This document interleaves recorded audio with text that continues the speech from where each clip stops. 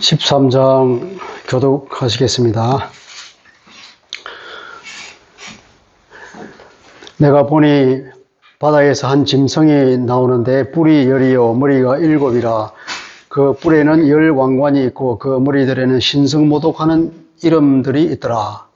내가 본 짐승은 표범과 비슷하고 그 발은 곰의 발 같고 그 입은 사자의 입 같은데 용이 자기의 능력과 보좌와 큰 권세를 그에게 주었더라. 그의 머리 하나가 상하여 죽게 된 것 같더니 그 죽게 되었던 상처가 나음에 온 땅에 놀랍게 여겨 짐승을 따르고, 용이 짐승에게 권세를 주므로 용에게 경배하며 짐승에게 경배하여 이르되 누가 이 짐승과 같으냐, 누가 이 왕으로 싸우리요 하더라.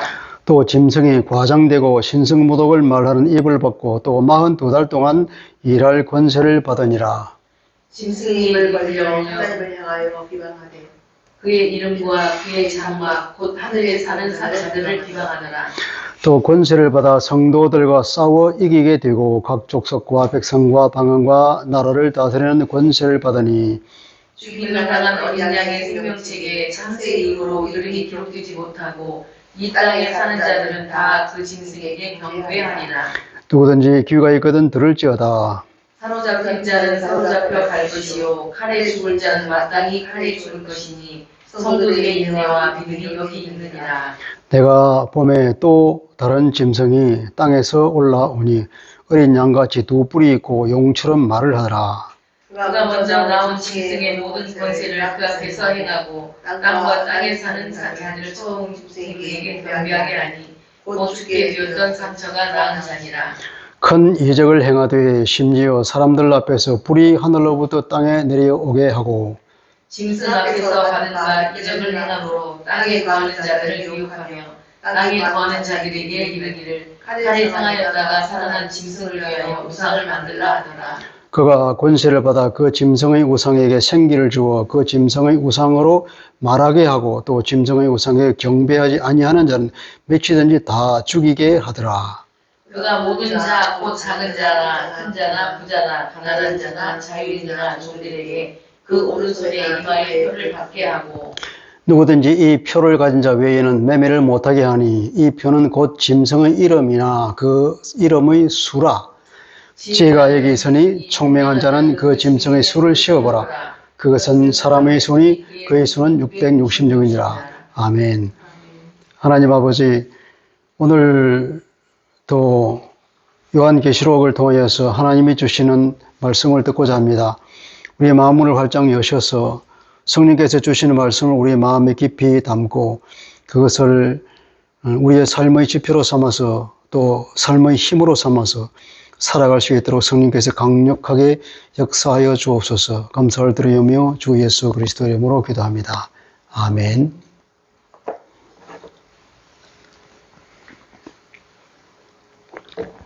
오늘은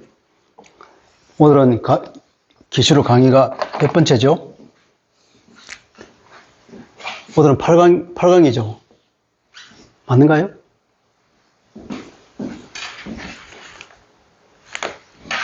내 노트에는 8강으로 되어 있습니다. 벌써 8번째인데, 8번째인데 지금 13장이면 이 끝나려면 얼마나 오래 걸릴지 모르겠네. 지루하겠다, 그죠? 빨리 해주세요. 자, 근데 이게, 우리가 지금 어디에 가 있죠? 계시록 어디에 있죠, 지금 우리가? 중간. 지난번에 12장하고 오늘 13장 하는데, 이 12장, 13장이 어디에 해당하는 거냐고요? 그거 삽입. 전체에서. 계시록 전체에서. 첫 번째, 이 심판 시리즈가 있고, 그 다음에 나팔 심판 시리즈가 있고, 그 다음에는 무슨 심판 시리즈겠죠? 대접 심판 시리즈. 그러니까 세 개의 시리즈가 있단 말입니다, 심판이. 이 심판 중에는 이제 여기 6번부터 7번 그 사이에 삽입이 있어요. 설명하는 게 있고. 이것도 6과 7 사이에 삽입된 게 있어요. 이게 삽입된 게 보면은 10과 11이 있는데, 요한이 뭐가 있죠? 10장에 보면은 요한이 그 미션을 받는 장면이 나오잖아요. 두루마리 피어진 두루마리를 먹어라. 그리고 먹고 그것을 이제 두루마리를 먹었으니까 예언해야 되겠죠. 하나님 말씀이 있어 있는 이제 마지막 때에 일어날 일을 써놓은 그 두루마리를 먹었으니까 그 두루마리가 펴졌잖아요. 이 심판을 통해서 어린 양 예수가 그 인을 다 떼어버렸으니까 이제 다 펴졌죠. 이제 다 펴졌으니까 계시가 이제 나타났다는 거죠. 그걸 요한에게 주고 요한으로 하여금 그걸 예언하라고 하는 거예요. 그것이 11장에는 이제 요한에게 갔던 그 사명이 누구에게 간 거죠? 두 정인에게 갔잖아요. 두 정인. 교회 공동체를 상징하는 두 정인에게 그 사명에 간 거예요. 그래서 그 두 정인이 정언하는 사역을 하잖아요. 그러고 이제 이 심판과 나팔 심판이 끝났어요. 그죠? 이 심판과 나팔 심판이 끝나고 그 다음에 이제, 인나팔 심판을 두 개로 먹고, 대접 심판을 두 개로 먹는다면, 이제, 인나팔 심판과 대접, 요 사이에 또 삽입이 있단 말이죠. 이 삽입이 뭐냐 하면은, 12장, 13장, 14장이 있다. 요게, 이제, 대접 심판이 들어오기 전에, 막간을 이용해서 새로운 설명을 하는 거예요. 자, 그런데 지난번 12장은 무슨 얘기였죠? 12장은 무슨 얘기였어요? 12장은 영적인 싸움이었죠. 12장의 주요 등장인물은 용이 있고, 그죠? 용이 있고. 그 다음에 아들이 있잖아요. 아들. 여자가 있고, 여자가 낳은 아들이 있잖아요.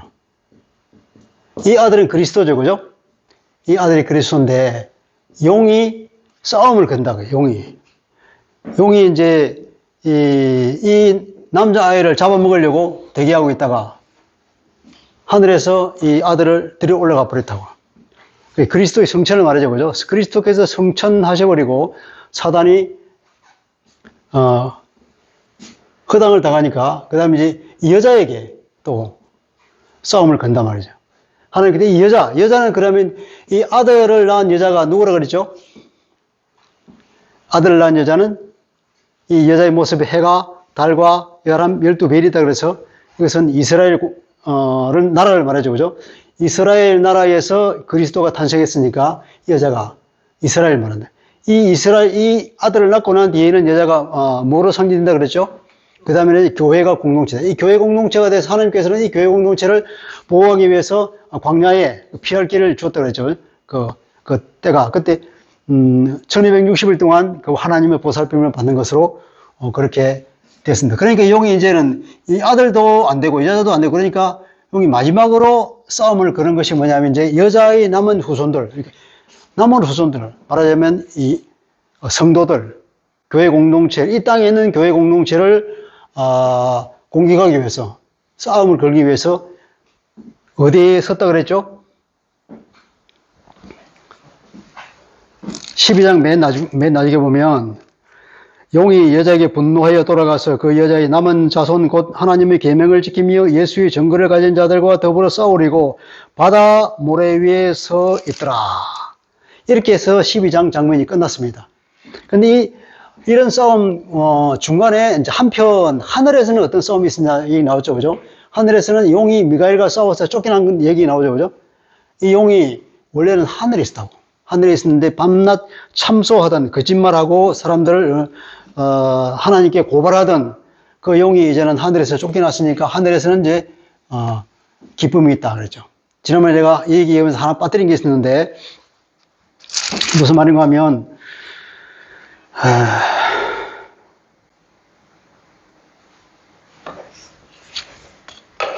12절에 보면은 그러므로 하늘과 그 가운데 거하는 자들은 즐거워하라. 그러나 땅과 바다에는 화 있을진저 이는 마귀가 자기 때가 얼마 남지 않은 줄 알므로 크게 분내어 너희에게 내려갔습니다 하는 얘기거든요. 자, 이게 보면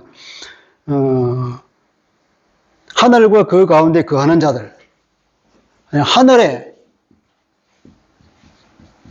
거하는 자가 있고 두 개가 대비되어 있죠. 땅과 바다의 환이죠. 땅과 바다.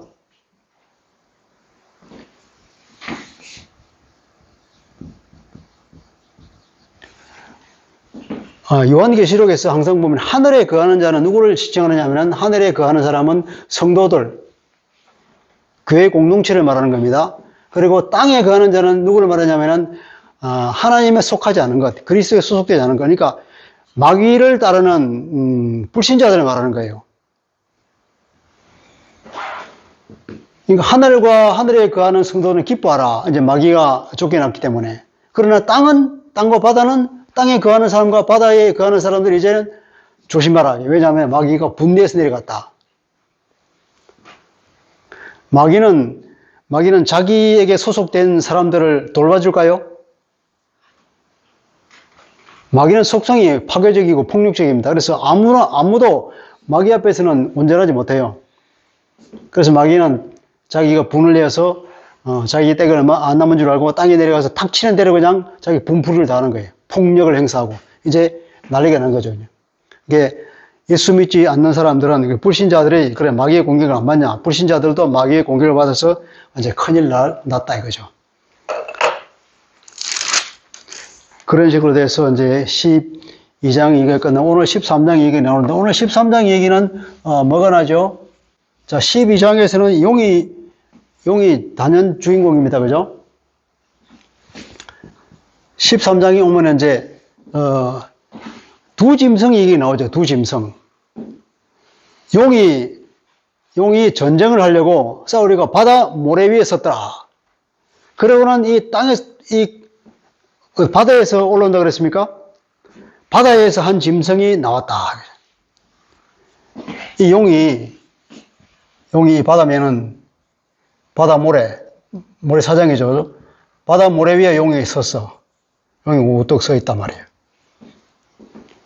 이러면서 12장 장면이 끝났는데 다음 장면을 보니까 이 바다에서 짐승이 하나 올라왔어. 이 짐승이 올라왔는데 이 짐승이 어떤 짐승이죠? 이 짐승은 용과 불가분의 일체를 가지는 존재죠. 이 짐승이 보니까 뿔이 10개고 머리가 7이라 그랬잖아요. 그러니까 이 짐승도 뿔이 10개, 머리가 7개 이렇게 원래 용도 뿔이 10개고 대가리가 7개지 않습니까? 그랬죠? 용이 12장 3절에 보니까 보라 한 큰 붉은 용이 있더라. 머리가 7이여 뿔이 10이라. 그 여러 머리에 7 왕관이 있고 있잖아요. 그러니까 이 짐승은 보니까 용의 판박이에요. 용. 이제 바다에서 올라오는 짐승 1이죠. 짐승 1인데 이건 용을 빼닮아서.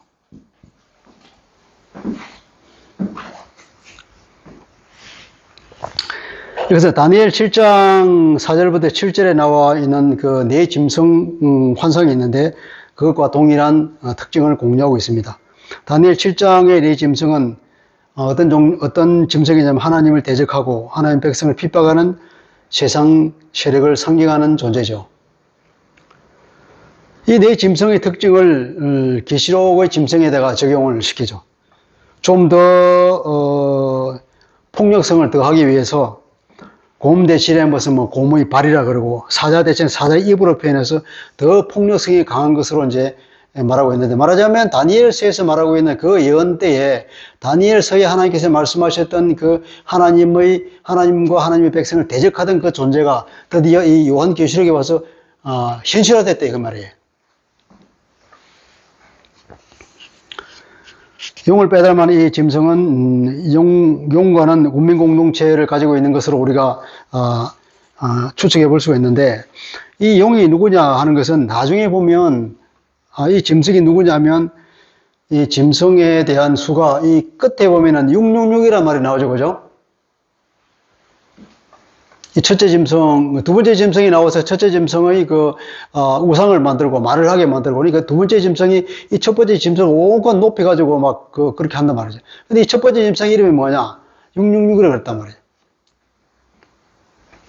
666이라는 말을 가지고 과연 이 첫째 짐승이 누구를 가리키느냐? 하면, 이 말을, 이 666이 뭐 말이 많았잖아요. 뭐 무슨 한때는 뭐라 그러는, 뭐 바코드? 그런 일이 있었고 있는데, 그러니까 계시록을 해석할 때에 중요한 것은 뭐냐면, 이 계시록은 그 당시에는 편지의 형식으로 7교회가 보내진 거란 말이야. 그러니까 그 당시에 1차 독자들이 읽어서 이해될 만한 것으로 썼기 때문에, 바코드는 그 당시에 없었잖아요. 그 사람들이 바코드를 이게 어떻게 이해할 수 있겠어? 아니란 게. 그렇게 너무 나간 해석은 아니고, 아무리 상징이긴 하지만, 일반적으로 666이라면 그 당시에 제일 악의 축이라고 말하는 사람이 누굴까? 그 당시에. 언제 계시죠? 응? 언제 그 당시에? 그 당시에 그리스도인들에게 악의 축이라고 말할 만한, 때로. 네로지, 네로. 가장 그리스도인을 핍박을 하고 하나님 나라를 대적했던 존재, 누가? 로마 황제 네로란 말이야.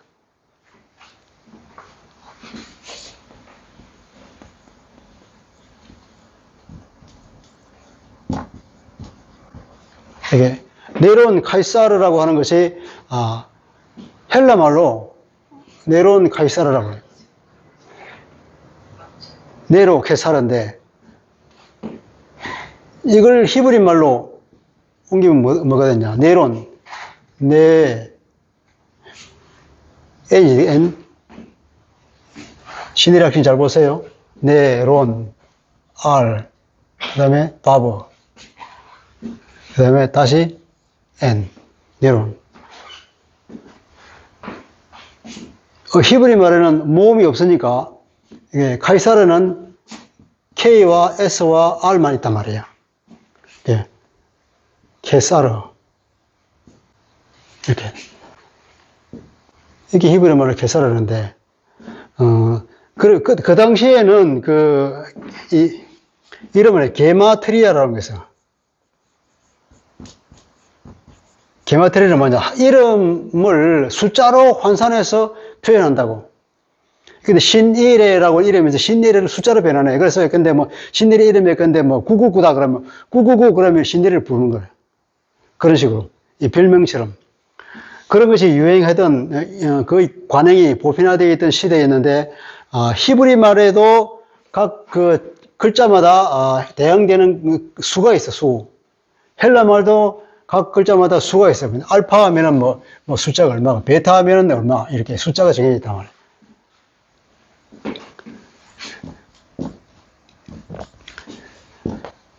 이게, 히브리 말에도 이게 알레프, 베트, 뭐 이렇게, 기멜, 이렇게 각 그거마다 숫자가 정해져 있는데, 나는 모르지만 그 당시 이 숫자가 정해져 있는 게 뭐냐면은 이게, 이 애는 숫자가 얼마냐면 50이라 그런다고.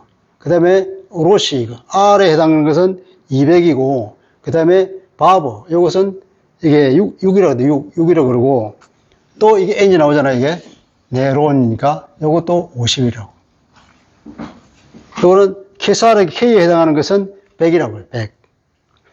이거는 S는 뭐냐면 60이고, 또 로시가 나왔으니까 이건 200이단 말이에요. 그러면 모두 얼마일까? 200, 400, 500이죠, 그죠? 요거 두 개 하면 600. 666이 나왔죠. 근데 일부 학자들은 또 이게 무의식에 요대가 있다 말다 그런 얘기해서 우리 정홍열 교수는 그건 좀 문제가 있다 이렇게 말씀하기도 하는데 대체적으로 학자들이 666은 네로 이름을 말한다고 하는 것이 일반적으로 다 받아들여지고 있는 얘기입니다. 그래서 게마트리아에 의해서 말하자면 네로라고. 그러니까 그 당시에 가장 악의 축이라고 말할 수 있는 사람은 누구든지 그리스도인들은 그 당시에 다 유구동성으로 그건 네로지 말할 필요 없는 거예요, 그건. 근데 이게 꼭 게마트리아가 아니더라도 여기서 말하는 그 악의 축이라고 할 만한 악의 총체라고 하면 누구니만 그건 네로지 뭐. 네로고 근데 네로가 혼자 그런 거냐? 사실은 네로는 황제의 한 사람이잖아요. 황제 중 한 사람이고 황제 자체들이 그 당시에 보면 벌써 이제 자기 신으로 칭한단 말이에요. 신으로 불러주기를 바라고, 황제 숭배 경제 유행했거든요. 황제 숭배. 그래서, 황제에게 숭배하지 않는 사람이 누구냐? 그 유대인들하고 그리스도인들인데, 유대인들은 이 사람들 정치를 잘해서 잘 빠져나갔어. 근데 그리스도인들은 황제 숭배를 안 한다고 많이 잡혀가고, 그렇게 했잖아요. 역사적으로 보면. 괜히 또 황제한테 충성을 바친다고 황제가 별로 뭐 관심을 가지지 않는데도 불구하고 그리스도인들을 잡아다가, 제스탄도 빼앗고 박해하고 그런 지방 총독들도 많았단 말이에요. 근데 황제를, 그럼 내려오는 황제 중 한 사람입니까? 황제는 또 누구냐? 황제는 사실 말하자면 그 당시에 로마 제국이지. 전 세계를 지배하는 것이 누구냐? 로마 제국이란 말이에요. 로마 제국. 로마 제국의 꼭대기에 황제가 있고, 황제 한 사람, 네로 한 사람뿐이 아니라 네로를 대표되는 모든 로마 제국의 황제들. 더 넓게는 말하면 로마 제국 전체 통치 세력. 이게 뭐냐? 그 당시 세상 권력을 상징하는 하나의 그거로 보는 거죠. 그러니까 하나님을 대적하는. 이 로마 제국의 배후에 누가 있느냐? 배후에는 사탄이 있다. 그러니까 사탄이 네로의 옷을 입고, 황제의 옷을 입고, 하나님을 대적한단 말이에요. 그렇게 봤던 거죠.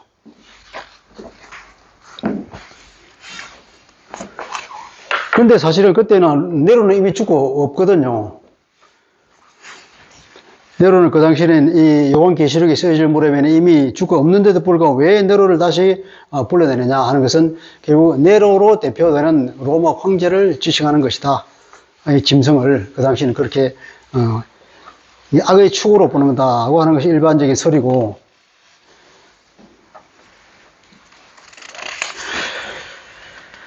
그래서 이 첫째 짐승의 그 정체는 바로 그렇게 드러나는 것입니다. 근데 이 뿔에는 이름이 많이 쓰인다. 신성보도관 이름이 쫙 쓰여있다 그러죠. 이름은 어떤 역할을 하느냐? 이름은 그 사람의 인격을 말하고 있거든요. 하나님의 이름을 모독한다. 그러면 하나님의 인격을 거부하는 거죠. 하나님의 존재 자체를 거부하는 것이고, 하나님을 욕되게 하는 것이다. 그러니까 이 짐승의 사명이 뭐냐? 이 짐승의 사명이 하나님을 대적하고, 하나님을 욕되게 만들고, 하나님의 백성들을 멸하려고 하는 것이 이 짐승의 사명이라는 거예요. 용이 그 사명을 부르는 거예요. 모든 권력과 능력을 누가 줬다 그랬죠? 용이 줬잖아요, 용이 그 짐승에게 다 능력과 권세를 다 주었으니까, 이 짐승은, 용의 어떤, 계획을 실행하는 자가죠, 그러니까. 용이 짐승의 능력과 보좌와 큰 권세를 주었는데, 그 로마 제국 그 황제의 왕이나 권세나 그 능력의 배후에는 바로 사탄이 있다. 사탄은 로마 제국 황제에게 능력과 권세를 주어서 뭘 한다? 하나님을 욕되게 하는 이 사탄, 용의 목적을 달성시키는 도구로 사용한다, 이 말이죠. 그리고 이 짐승이 나중에 17장에 가면은 17장 8절이나 11절에 보면은 지금은 없으나 장차 올 짐승 이런 말이 있다고. 계시록 17장에 가면은 그 당시에는 이런 얘기가 있었다 그래요. 네로가 갑자기 죽었으니까 사람들이 그 악한 네로가 왜 갑자기 죽어? 그러니까 믿지 못하는 거예요. 네로가 죽었다는 게. 그러니까 한간에 떠도는 소문에 의하면 네로가 죽은 것이 아니라 네로가 잠시 피신 갔어. 네로는 어마어마하게 악독한 놈인데 이게 죽지 않고 이게 로마가 동편 경계선에 있는 파르티아 왕국이라고 하는 나라가 있는데 이 파르티아가 그 당시에 어마어마한 동방에 있는 힘이 세다고. 로마에 대적해서 지지 않는 나라가 파르티아. 그 당 유일하게 파르티아를 정복하지 못했단 말이에요. 로마가 파르티아하고 싸워서 지기도 하고 그러다가. 근데 이 네로가 파르티아에 잠깐 피신하고 있다가 때가 되면은 돌아올 거라고. 돌아와서 더 악독한 짓을 할 거라는 소문이 흉흉하게 들었단 말이에요. 얼마나 이 네로가 독한 짓을 많이 했던지 이 그리스도인들에게 네로가 죽은 것이 아니라 돌아올 거라고. 그런 일반적인 그 상상, 그 당시에는 뭐 상상이지만, 소문으로 돌았으니까. 그런 소문이 이 성경에 반영된 것이 뭐냐면은 이 짐승이 나중에 없어지지만, 지금은 죽었지만 나중에 다시 살아서 돌아올 거라고. 그게 17장 7절, 8절에 나와 있어요. 어쨌든 이 짐승이 그런 역할을 하는 것입니다.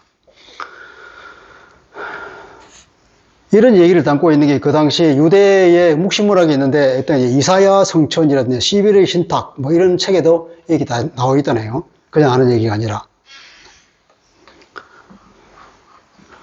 상처가 나았다, 살아나다 하는 것이 바로 네로의 기환을 설명하는 네로의 기환에 관한 그 소문을 담은 내용이라고 합니다.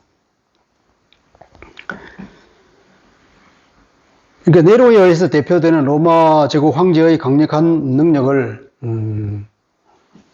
네로의 기환이라고 하는 그런 메시지에 담아서 전달해 주는 거예요. 그러니까 로마 제국이 얼마나 악으로 유명하고 사람들에게 두려워 떨게 만드는가 하는 내용입니다. 그런데 이 짐승을 보면 첫째 짐승이 그렇게 올라오고 두 번째 짐승이 또 올라와요. 두 번째 짐승은 이제 땅에서 나왔죠. 땅에서. 두 번째 짐승은 땅에서 나왔는데 뭐를 닮았다 그랬죠?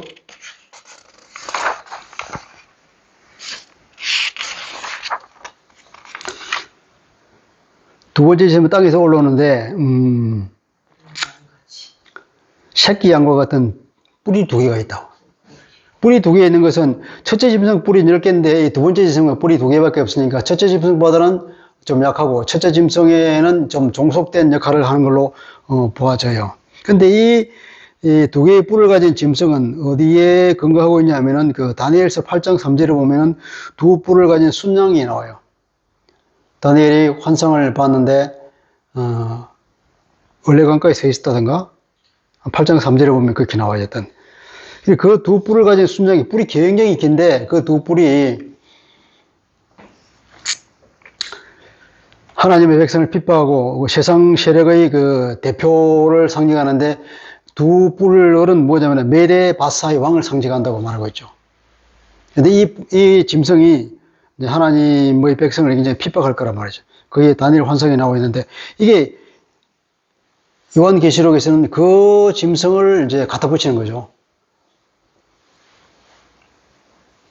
그러니까 이런 내용들이 그냥 허황되게 갑자기 나온 것이 아니라 구약에서 유대인들에게는 이미 익숙한 내용이란 말이에요.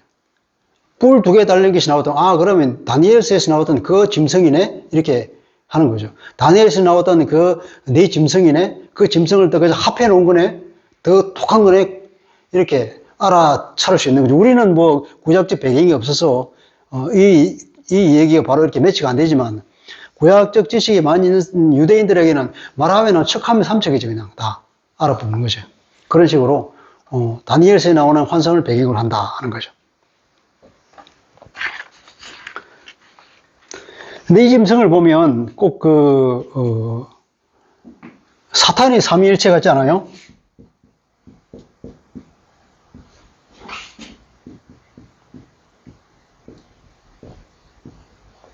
우리 하나님의 삼위일체라고 하잖아요. 하나님은 성부 하나님이 계시고 성자 하나님이 계시고 그다음에 성령 하나님이 계시고 성령 하나님은 성령을 받은 선지자, 성령 또는 선지자 이 세 분이 각기 독립적인 인격을 가진 분인데 본질상은 하나다. 그리고 세 분이 긴밀하게 서로 협력하고 서로 굉장히 사랑의 관계에 있다. 그래서 하나의 목적을 이루는데 완전한 하나를 이루고 있다 하는 그런 내용인데 이 사탄도 보면 이 용이 있고 짐승 1이 있고 짐승 2 이 세 개가 서로 마치 삼위일체를 이루듯이. 근데 짐승 1이 용이 이제 짐승 1에게 능력을 주고 짐승 2가 나오는데 이 짐승 2는 짐승 1을 도와서 짐승 마치 또 이 짐승일도 뭐냐면 나중에 치명적인 상처를 입어서 대가리가 하나 죽게 됐는데 살아났다 그랬잖아요. 예수님의 그 부활을 패러되는 거지. 흉내낸다면 흉내. 이게 죽진 않았고 거의 죽게 됐다가 살아난 건데, 그래서 사람들이 막 따르는 거지. 야, 어떻게 저게 살아나냐. 그래서 사람들이 따르고 이 둘째 짐승이 나와서 이 짐승을 숭배하는 거지. 이걸 여기다 우상을 만들어서 거기에 절하고 만들고, 이 짐승이 능력을 받아 이 우상에게 생기를 뿌리는 거죠. 말을 하게 만든단 말이에요. 하늘에서 불이 내려오게 만들고 엄청난 능력이 있어요. 사람들이 막 혹하는 거지. 이런 큰 권세를 가진 존재가 어떻게 신이 아니겠냐 그렇겠죠. 많은 사람들을 이렇게 홀리는 거라고. 하나님의 삼위일체를 흉내내가지고. 용이 그 배후에 있으면서 짐승 1을 내세워서 용의 일을 대신하게 만들고, 짐승 2는 짐승 1의 사명을 다 이렇게 북돋아서 이렇게 이 짐승 2의 그 소명을 다 이루도록 만든다. 그리고 나중에는 이 짐승이 우상을 만들어 경배하게 만들고 또 표를 받게 만든다. 표. 이 표는 어디서 패러디한 거냐? 하나님의 자녀들에게는 앞에 보면은 7장에 보면은 하나님의 이제 백성들을 보호하기 위해서 이 천사가 심판을 하기 때 천사가 잠깐 그러면서 우리 하나님의 백성들에게 도장을 다 찍을 때까지 잠깐 멈추라 이런 얘기 나왔잖아요. 그 도장을 다 찍은 사람이 몇 명이라고 그랬죠? 도장 찍힌 사람이? 그게 13만 4천 명이잖아요. 하나님은 도장을 받은 사람. 이마에 도장을 받아. 또 나중에 보면 이제 그리스도를 따르는 사람들이 나오는데 이 사람들은 이마에다가 그리스도의 이름, 또 하나님의 이름을 받은 사람들이, 그러니까 도장을 받거나 이름을 받은 거예요. 이 사탄도 이것을 모방해가지고 사탄이 표를 받거든, 표. 그러니까 이마에나 이 오른손에다가 표를 받아요. 이 표를 안 받으면 매매를 못하게 만든다. 경제 활동을 못하게 한다는 거죠. 경제 활동을 못하게 해서 거의 살 수가 없는 지경을 만들어버리는 거죠. 근데 그 표가 뭐냐? 표가 보니까 용이다. 이 표는 누구냐? 이 짐승의 이름이라는 거죠. 짐승의 이름. 이 짐승의 이름 666인데 이게 뭐냐? 네로다, 네로. 그러니까 네로가 짐승이고 짐승의 배후에 용이 있고, 그러니까 그것은 이 당시 악의 축이라고 말할 수 있는 로마 제국을 말하는구나. 로마 제국을 대표하는 황제를 말하는구나. 그 황제 중에 가장 악독한 네로를 말하는구나 하는 사람들은 다 척하면 한쪽으로 다 알았다 이거죠. 근데 이걸 이상하게 풀면 안 돼. 모든 신학자들이 이것이 동의하고 있는 내용이고, 또 전체적으로 보더라도 다 문맥이 흘러가는 걸 보더라도 이렇게 봐야 맞다는 거죠.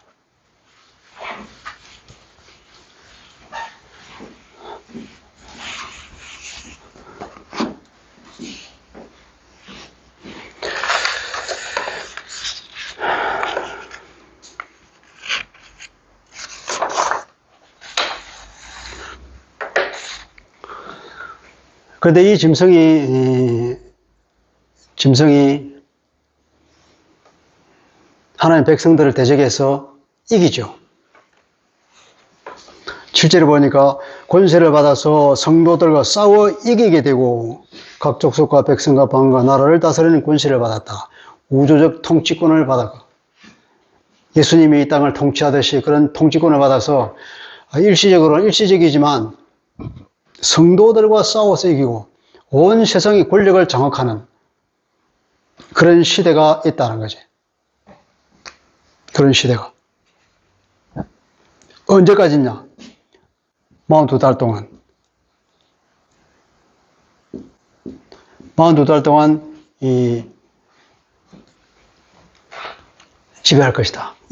이 사단의 지배는 하늘에서는 이미 쫓겨났으니까 더 이상 어떻게 할 수 없으니까 땅에 대한 지배 있지.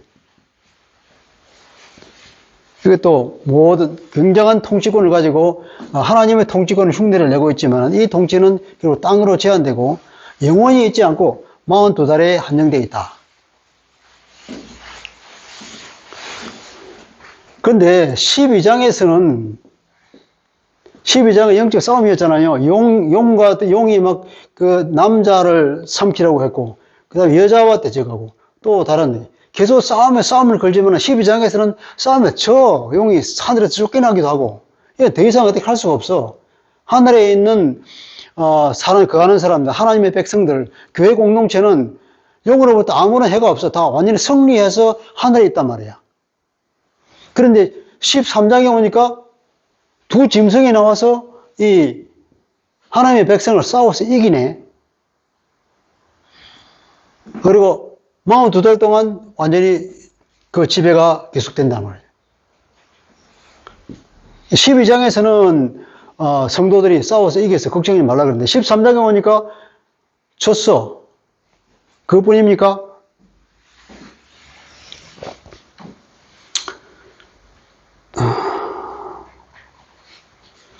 죽는 얘기 나오잖아요. 9절, 10절 다 같이 읽어볼까요? 9절, 10절 시작. 누구든지 귀가 있거든 들을지어다. 사로잡힐 자는 사로잡혀 갈 것이요 칼에 죽을 자는 마땅히 칼에 죽을 것이니 성도들의 인내와 믿음이 여기 있느니라.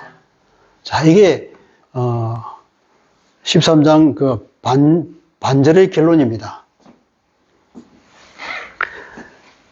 어차피 이제 성도들은 엄청난 시련을 겪고 많은 사람이 죽을 거라는 거예요.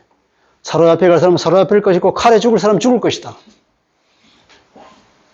사로잡힘과 죽음이 눈앞에 있는 엄청난 시련이 닥쳐올 거라는 거예요.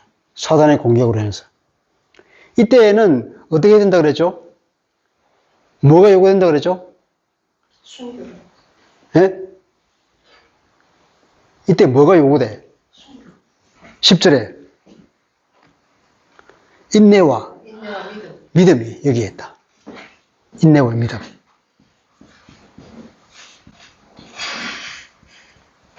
인내와 믿음이 있다. 바로 여기에 인내가 필요하고 믿음이 필요하다. 바로 여기에 당신의 믿음과 당신의 인내가 꽃을 필 곳이다. 너희 믿음과 너희 인내가 어디에 필요하냐? 바로 이때에 필요한 것이다.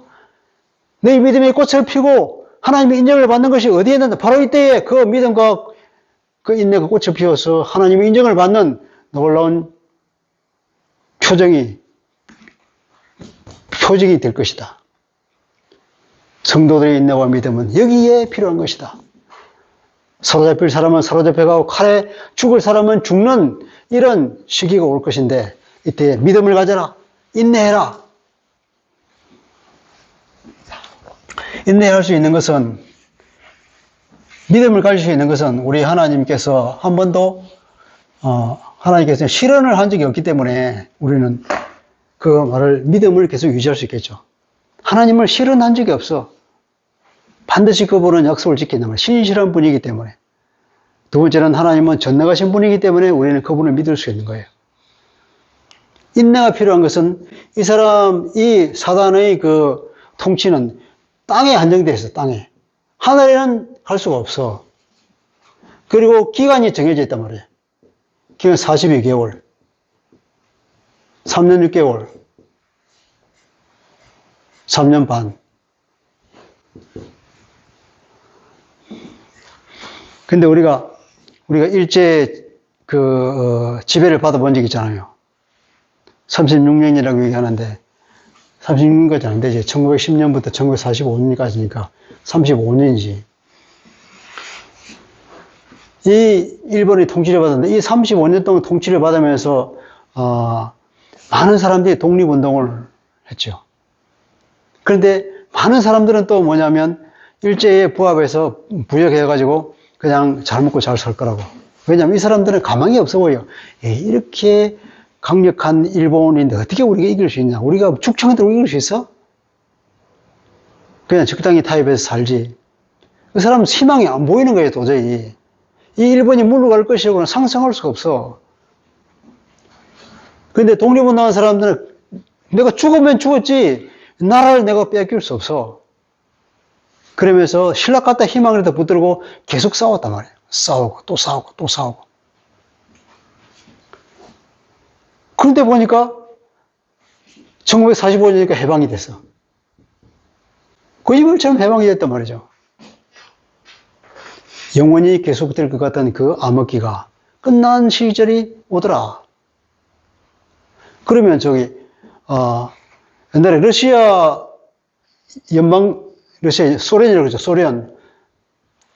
소련 공산국가가 영원히 갈 거 같잖아요. 1917년 레닌이 볼셰비키 혁명을 일으키고 나서 그 공산주의 국가 얼마나 강했어. 미국과 두 개 양강대국이 전 세계 그냥 그 냉전을 일으키면서 계속 마치 이 부딪혀서 서로 터질 것 같은 팽팽한 줄다리기를 왔잖아요. 그것이 영원히 갈 것 같았는데 고르바초프라는 사람이 나와가지고 이게 되는 게 아니다. 그러면서 소련을 개방한다. 그러면서 소련 공산 연방이 해체돼 버렸단 말이에요. 그게 70년 만에 소련이 붕괴됐다. 소련의 자유가 찾아온 거예요.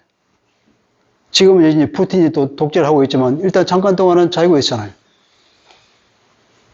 이게 일제치하 35년, 소련 공산국가 70년 끝이 있다는 거죠. 영원히 계속되는 것이 아니라 때가 되면 그들의 시간은 끝나고 그들의 권세는 힘을 잃는다. 영원할 것 같지만 오래가는 것이 아니더라 하는 걸 역사적으로 증명되는 거잖아요.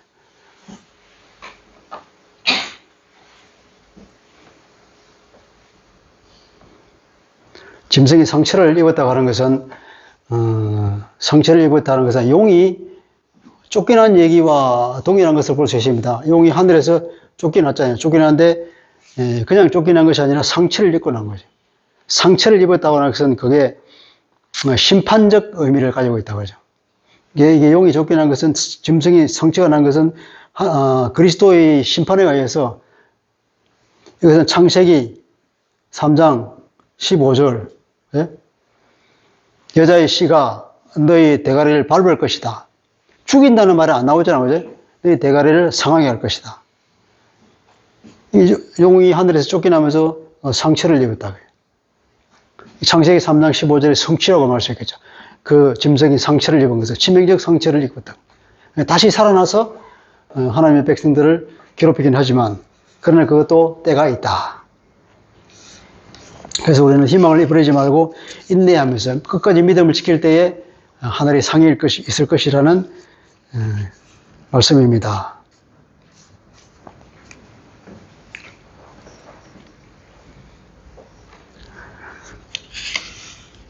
42달이라고 하는 것은 그 1260일하고 똑같은 얘기죠. 그죠? 그래서 다 어디서부터 어디까지라고 그랬죠? 주님의 초림부터 재림까지.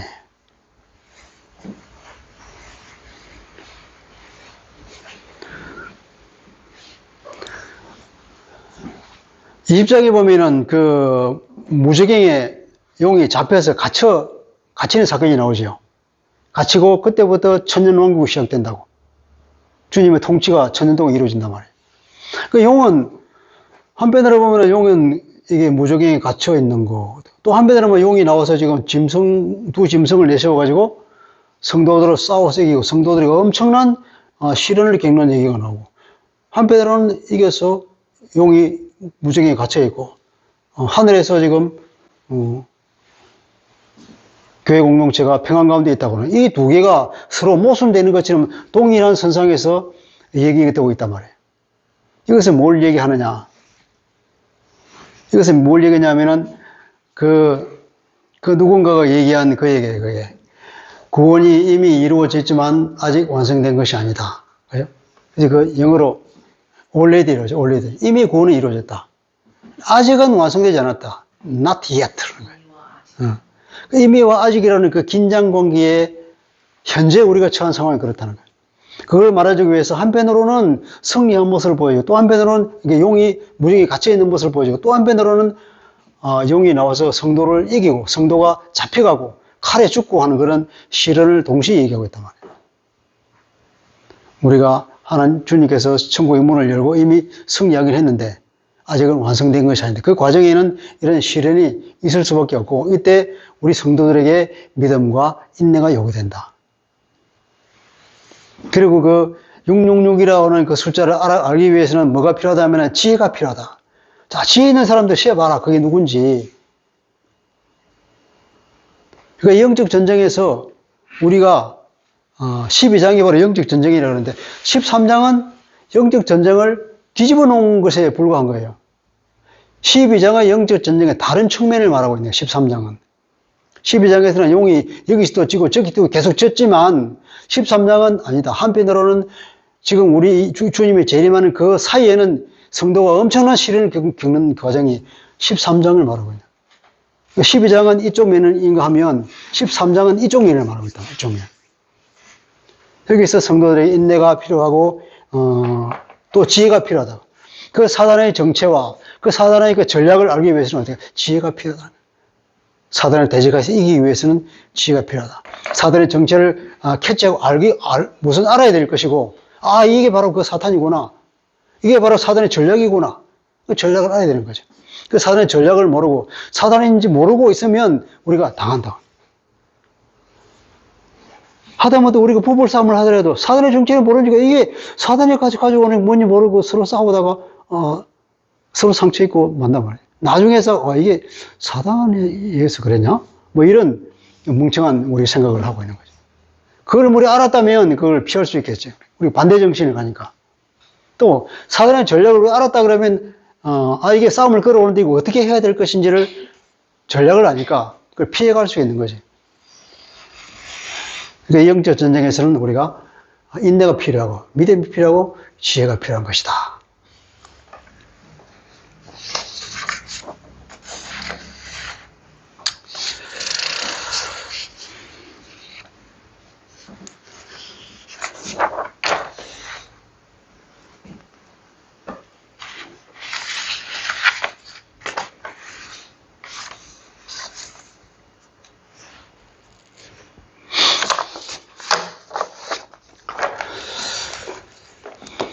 시간이 많이 갔으니까 오늘은 여기서 끝내도록 하죠. 어쨌든 이 13장은 12장을 반복하는 것이라고 볼 수도 있고 12장의 반대편을 얘기하고 있는 것이라고 볼 수 있습니다. 그래서 이 영적 전쟁에서 항상 승리하는 것이 아니라 주님이 재림하는 그 시간까지는 계속해서 우리가 사단의 공격을 받고 어쩌면 우리가 개인에 따라서는 치명적인 상처를 입고 어쩌면 죽을지도 모르는 그런 상황에 있는데 성도들은 그것을 끝까지 인내하면서 믿음을 지키는 것이 중요하다 하는 것을 요한이 말하고 있습니다. 어떻게 보면 요한이 그 당시 그리스도인들에게 이렇게 격려와 위로를 주면서 또 한편으로는 경고와 그리고 이기기 위해서 어떻게 해야 될 것인가 하는 걸 주면서 이렇게 사람이 긴장하도록 만드는 역할도 있다는 것입니다.